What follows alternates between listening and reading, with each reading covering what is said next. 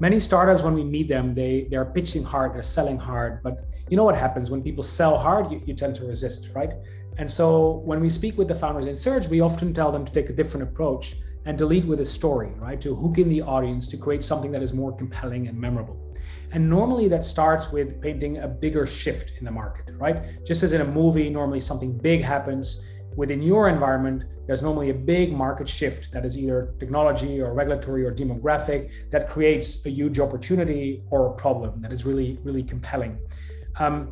Once you've done that and you've created that clear sense of why now, again, people fall in the same track of going back into pitching product and features, but we tell them to kind of like delay that. What often happens in Hollywood movies is that before the journey really begins, they paint a picture of the promised land. They paint a picture of success, of what success looks like once the hero of the story, once the protagonist has conquered evil, has dealt with the villain, has survived the earthquake or the tsunami, right? How is the customer transformed? How is the hero transformed?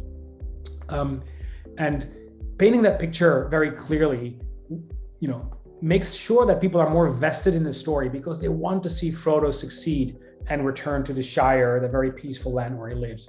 Or they want to see James Bond succeed and end up on a yacht or a beach with a new girlfriend, as it normally goes in the Bond movies, right? So you want to paint a picture of the promised land, and you want to delay speaking about yourself. And so when you speak with investors, when you speak with customers, that's what we often say you should do. Don't talk about yourself too early and too much. Create desire by painting a picture of the promised land, and only then start talking about your product, because then people want to buy that product because they want to reach that promised land that you've just visually painted.